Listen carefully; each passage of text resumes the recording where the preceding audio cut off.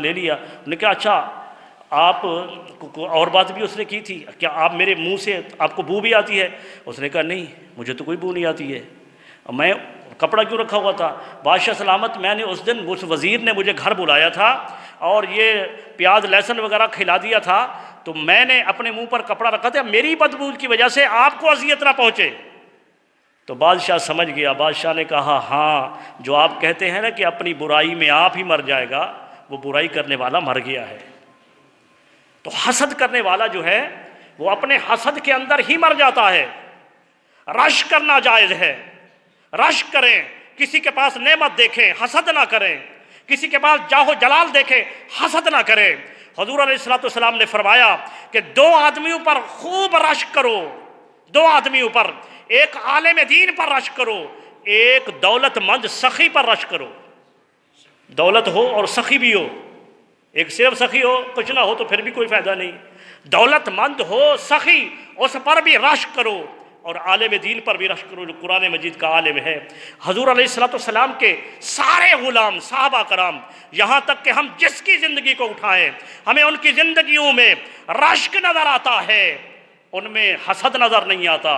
جس وقت آقا علیہ السلام نے وہ غزوہ تبوک کے لیے مال کو جمع کیا تو حضرت عمر فاروق نے یہی کہا تھا نا کہ آج اتنا پیش کر دوں گا، اتنا پیش کر دوں گا کہ ابو بکر سبقت نہیں لے جا سکیں گے. لیکن عزیزان گرامی قدر حضرت عمر فاروق خود ہی فرماتے ہیں کہ کتنا عظیم شان ہے ابو بکر کی. جس وقت میں آیا تو حضور نے مجھ سے پوچھا کہ اب اے عمر کتنا لے کر آئے ہو، کتنا لے کر آئے ہو؟ تو میں نے عرض کی یا رسول اللہ میں نصف لے کر آیا ہوں، آدھا لے کر آیا ہوں. آج ہمارے پاس 100% ہوتا ہے تو کتنا فرض ہے ہم پر؟ 2.5%. کروڑ روپیہ کسی کا بینک میں پڑا ہو وہ 50,000 کسی کو دیتا ہے خیرات کرنے کے لیے؟ ایسا نہیں ہوتا ہے. لیکن ہم جب چیز پڑھتے ہیں کہ عمر فاروق نے آدھا مال اللہ رب العزت کے دین اسلام کے لیے حضور علیہ السلام کے قدموں پر نچھاور کیا اور عمر فاروق رش کر رہے ہیں قربان جائیں ابو بکر تیری شان پر.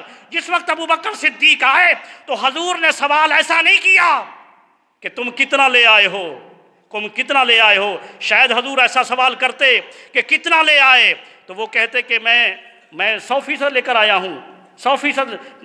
جیسے عمر فاروق نے کہا 50% لے کر آیا ہوں تو حضور اگر پوچھتے کتنا لے آئے ہو تو جواب ملتا 100%. لیکن حضور نے یہ سوال نہیں کیا. حضور نے فرمایا ما ابقیت لأہلک یا ابا بکر، اے ابو بکر تو گھر والوں کے لیے کیا چھوڑ کر آیا ہے، گھر والوں کے لیے کیا چھوڑ کر آیا ہے. اور ابو بکر صدیق کے اس بات پر عمر فاروق رش کر رہے ہیں. اور رشک کیوں نہ کرے؟ ابو بکر صدیق کا یہ عقیدہ تھا یا رسول اللہ یہ میں نے ایک چادر پتوں کے ساتھ اس کو پیوند کر دیا ہے مگر میں کنگال نہیں ہو گیا، غریب نہیں ہو گیا. یا رسول اللہ گھر کے اندر اللہ اس کا رسول چھوڑ کر آیا ہوں، اللہ اس کا رسول چھوڑ کر آیا ہوں. یہ رشک کرتے رہے. رشک حدیث پاک میں آتا ہے نا کہ لوگ اس پر دھوکہ کھا جاتے ہیں. پوچھا جاتا ہے ہم سے پوچھا جاتا ہے یہ بتاؤ یار یہ عائشہ صدیقہ افضل ہے یا فاطمہ الزہرا افضل ہے؟ کتنے لوگ اس میں ڈاواڈول ہو گئے، کتنے لوگ اس پہ ڈاواڈول ہو گئے.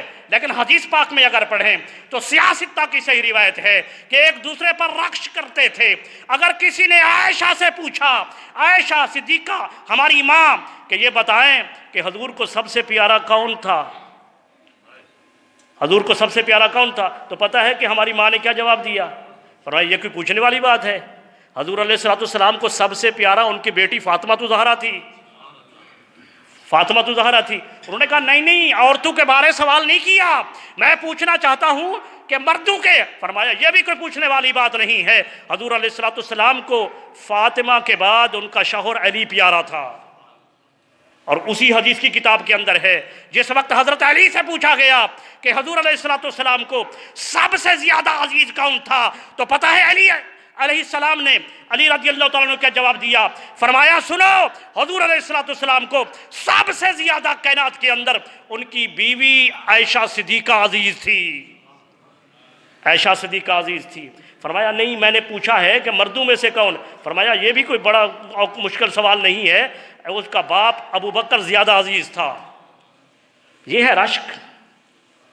اور آج سوال کیے جاتے ہیں نا کہ جی علماء کرام تو جواب دیتے ہیں نا کسی وہ کرنے کے لیے۔ ایک عالم دین کو ایک بہت بڑے اللہ کے ولی سے پوچھا گیا کہ یہ بتائیں کہ عائشہ افضل ہے یا یہ فاطمہ افضل ہے، عائشہ افضل ہے یا فاطمہ افضل ہے؟ میں نے کہا نا کہ اس میں کئی لوگ ڈاواڈول ہو گئے، لیکن اللہ والے کی شان کیا ہوتی ہے، کیا جواب دیا؟ فرمایا کہ تمہیں کیا مصیبت پڑی، آپ ان دونوں میں برابری موازنہ کر رہے پوچھتے پھر رہے ہو کہ کون افضل ہے؟ تمہیں کیا مصیبت پڑی، خاموش رہو۔ انہوں نے کہا نہیں، آپ عالم کس چیز کے ہیں، آپ جواب دینا اس کا۔ تو اس نے کہا سنو، اگر جواب لینا چاہتے ہو تو سنو کہ عائشہ بیوی ہے نبی اکرم صلی اللہ علیہ وآلہ وسلم کی، فاطمہ بیوی ہے حضرت علی کی، لہٰذا نبی کی بیوی علی کی بیوی نبی کی بیوی سے افضل نہیں ہو سکتی۔ نبی کی بیوی، علی کی جو بیوی ہے نا، وہ نبی کی بیوی سے افضل نہیں ہو سکتی۔ اب یہ خاموش نہیں رہ گئے، جواب مل گیا تھا آگے۔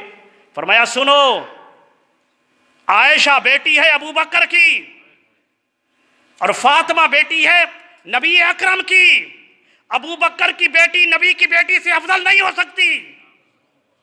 ہے نا جواب؟ ہم ڈاواڈول ہو جاتے ہیں۔ اس نے کہا حضرت بات تو وہی رہے گی، نتیجہ تو نہیں نکلا۔ فرمایا گھر جا کر نتیجہ نکالنا، ایسے سوالوں کے اندر مصیبت میں اپنے آپ کو نہیں ڈالا کرو۔ تو عزیزان گرامی قدر، ہمیں حسد نہیں کرنے چاہیے، ہمیں رشک کرنا چاہیے۔ اللہ رب العزت ہمیں عمل کی توفیق عطا فرمائے۔